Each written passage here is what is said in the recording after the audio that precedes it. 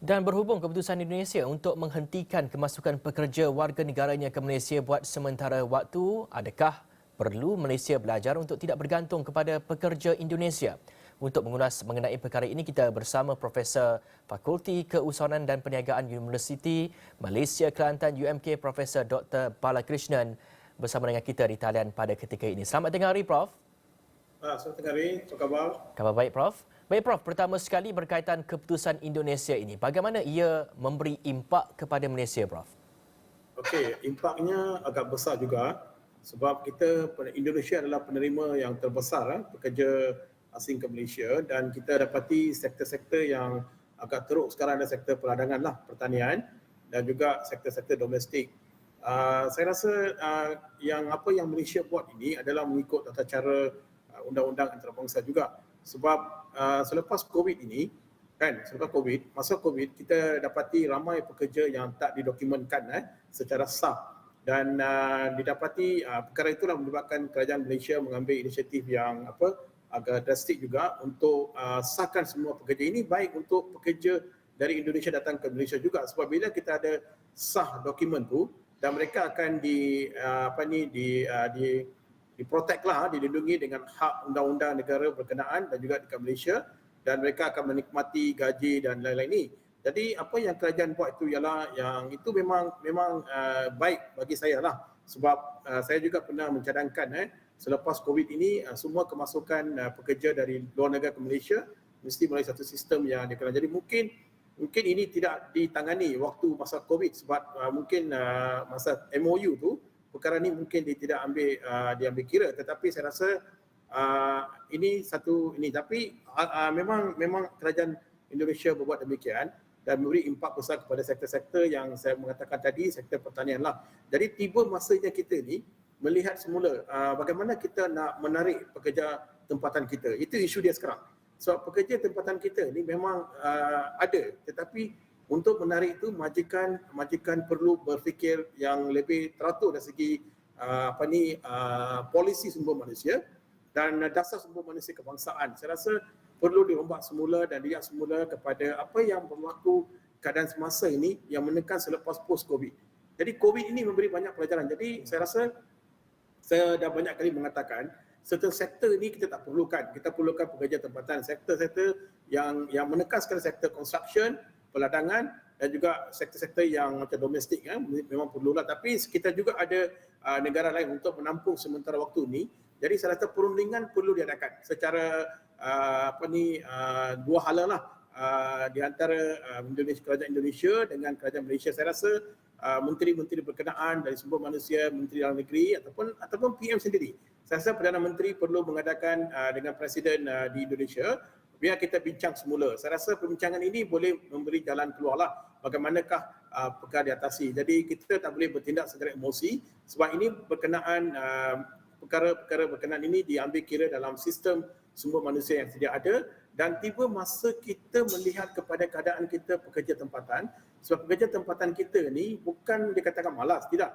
Mungkin mereka perlukan suatu semalam pun kita pun bincangkan tentang flexible hours dan sebagainya dan juga reward system sebagainya. Jadi lihat semula dan satu kajian menyeluruh perlu dibuat oleh Kementerian Sumber Manusia di manakah kekurangan gap dalam pengambilan pekerja tempatan. Jadi kalau selama-lama ni kita bergantung kepada pekerja dari negara jiran kita, bilakah kita nak berkenan dengan pekerja kita? Sebab tu kita membayar gaji minimum, kita tukar undang-undang akta perburuhan, pekerjaan, semua tu kita buat untuk menarik. Jadi this is a very serious matter bagi saya. Pihak majikan dari segi MAPA ke MEF ke perlu berunding dengan pihak MTUC dengan Kementerian Sumber Manusia duduk dan banyak kementerian-kementerian yang terlibat dalam ambilan pekerja asing ini perlu duduk satu meja. Kita kena satu dasar yang satu saja dasar lah yang menangani isu ni. Kita dah banyak kali cakap ni. Saya rasa dah berapa tahun kita cakap ni? Hampir 20 tahun. Tetapi saya rasa ini penting ditekankan dan ini masa kita tengok balik. Jadi ini bermula daripada peringkat atasan. Saya ingat Perdana Menteri sendiri boleh duduk dalam jawatankuasa ini sebagai pengurusi dan juga diikuti dengan lain-lain kementerian. Dalam satu rangka undang-undang ni kita tengok balik apa perlu kita buat pekerja di akar umbi ini. Apa perlu pekerja tempatan kita, ke mana mereka? Sebab kita nampak pekerja kita ni suka pergi gig ekonomi. Berarti mereka perlukan wang dan ringgit. Mereka perlu bersara hidup.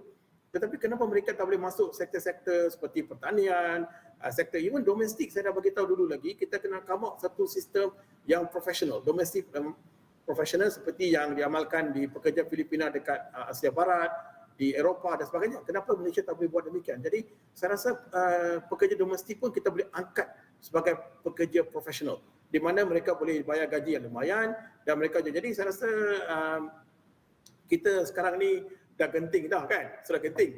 Jadi kita tak boleh melihat ke belakang ke depan, kita sekarang immediately kita kena berbual satu je dasar dia.